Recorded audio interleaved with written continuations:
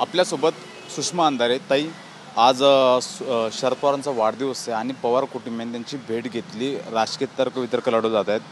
काय वाटतं, पुन्हा सूर जमतील का? नाही, मला नाही वाटत की त्याच्यात राजकीय तर्कवितर्क जुळवावेत. आज वाढदिवस आहे आणि आदरणीय पवार साहेबांना TV9च्या माध्यमातून मीही शुभेच्छा देऊ इच्छिते. परंतु सन्माननीय अजितदादा असतील किंवा अजून कोणीही असतील, जर सगळे लोक त्यांना शुभेच्छा देऊ शकतात तर अजितदादांनी का देऊ नयेत? त्यामुळे कुठेतरी शुभेच्छांवरून राजकारण करावं असं मला अजिबात वाटत नाही. आता सुनेत्र पवार खासदार झाले, त्यांच्या सून आहेत, त्यांना शरद पवारांच्या बंगल्याच्या बाजूलाच बंगला देण्यात आले आणि तो नियमात बसत नाहीत. आता तो नियमात बसतो बसत नाही या सगळ्यांच्या संदर्भाने मला वाटतं पंतप्रधानांचं कार्यालय अधिक चांगल्या पद्धतीने सांगू शकतं आणि सध्या पंतप्रधान काहीही नियम काढू शकतात.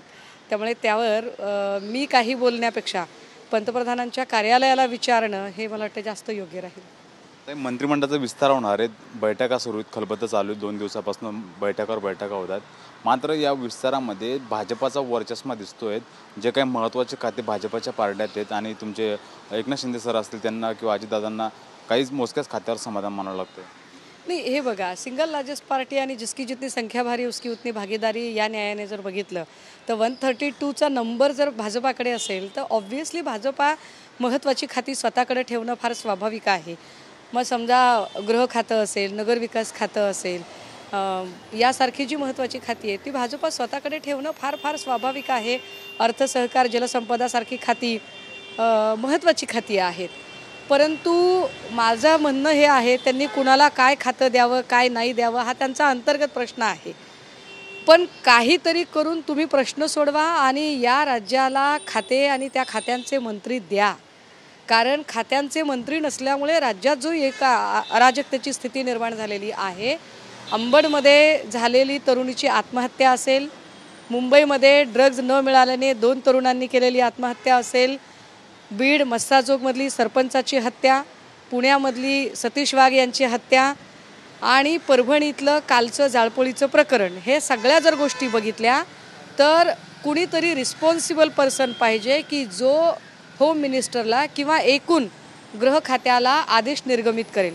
ते आदेश निर्गमित करणारे नसल्यामुळे पोलीस दरवेळेला कुणाच्या तोंडाकडे बघतील. काल परभणीमध्ये जर गृह खातं अस्तित्वात असतं तर परभणीत पूर्वप्रतिबंधात्मक कारवाई काय घ्यायची या संदर्भाने निश्चितपणे त्यांना काही आदेश प्राप्त झाले असते.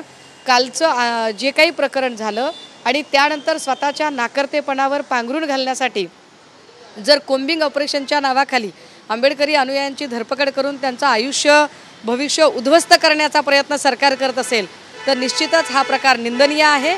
सरकारने या सगळ्या गोष्टींची खबरदारी घेत कालच्या प्रकरणामध्ये दोषी असणाऱ्या पोलीस अधिकाऱ्यांवर सुद्धा कारवाई करणं गरजेचं आहे.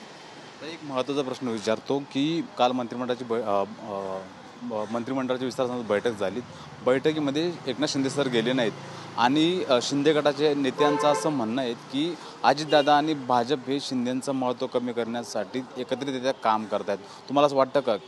नाही, हे बघा, त्यांनी त्यांचं महत्त्व कमी करण्यासाठी काम करावं की महत्त्व वाढवण्यासाठी काम करावं हा त्यांचा अत्यंत अंतर्गत प्रश्न आहे.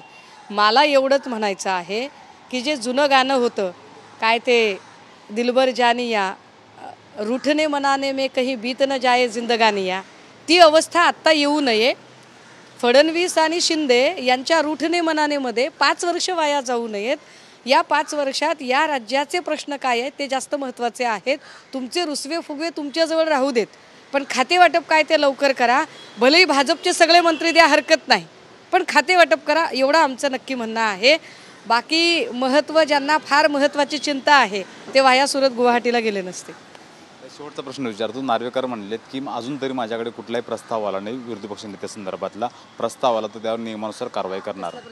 विरोधी पक्ष नेत्यासाठी काय आहे, खरं तर विधानसभा अध्यक्षांच्या खुर्चीबद्दल माझ्या मनात अपार आदराची भावना आहे. मात्र या खुर्चीवर बसलेले जे लोक आहेत ना, मग कधी नीलम गोरे असतील किंवा आता नार्वेकर असतील, हे इतके कमालीचे ढोंगी लबाड आणि दुटप्पी लोक आहेत की हे लोक यांच्याकडे प्रस्ताव गेला तरी हे खोटं बोलतात. आमच्याकडून आम्ही विरोधी पक्षनेते पदाचा प्रस्ताव दिलेला आहे. आता यावर काय निर्णय घ्यायचा तो त्यांचा अधिकार आहे. कायद्यात हे बसतं का नाही बसत तर त्याचा नंतर विषय राहिला. परंतु संसदीय लोकशाही जिवंत ठेवायची असेल तर विरोधी पक्षांचं आणि विरोधी पक्षनेत्याचं महत्त्व अनन्यसाधारण आहे. लोकशाही पद्धतीने संसदीय राज्यकारभार जर भाजपला चालवायचा असेल तर विरोधी पक्षनेतेपद त्यांना द्यावं लागेल. त्यांना लोकशाही पद्धतीने चालवायचंच नसेल आणि जर सगळी हुकुमशाहीच करायची असेल तर मग काय बोलणंच खुंटलं. धन्यवाद ताई आमच्याशी बोलल्याबद्दल. Camera person Yogesh Mihira Dakne, TV9 Marathi, Mumbai.